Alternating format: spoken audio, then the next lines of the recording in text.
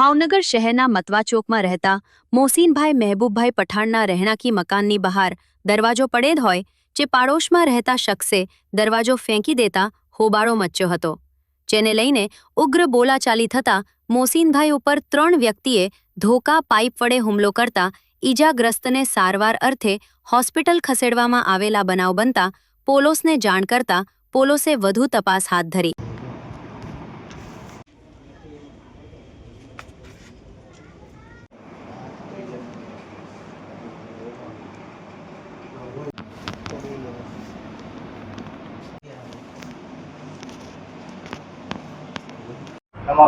મારું નામ મોસીન મહેબૂબ ખાન પઠાણ, મતવા ચોકમાં રહું છું।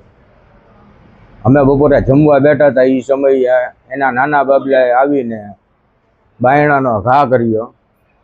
તો મેં એને કીધું કે તું આવી રીતે દરવાજાનો ઘા કરમાં, જ્યાં હતો અહીંયા મેકી દે। તો એ વ્યક્તિએ મને જેમ બોલવાનું ચાલુ કર્યું। પછી એના ફાધર બહાર નીકળ્યા અને એના ફાધરે સીધા મારા છોકરાને લાકડીથી માર્યો। પછી મેં એને લાકડી મારી, બરોબર છે। તો એનો મોટો છોકરો ધોકો લઈને આવ્યો, એણે મને અહીંયા ધોકો માર્યો છે અને મારું માથું છે ને એ શોકેશના કાચ અરળ ભટકાડ્યું છે અને મારા ઘરમાં તોડફોડ બહુ કરી છે।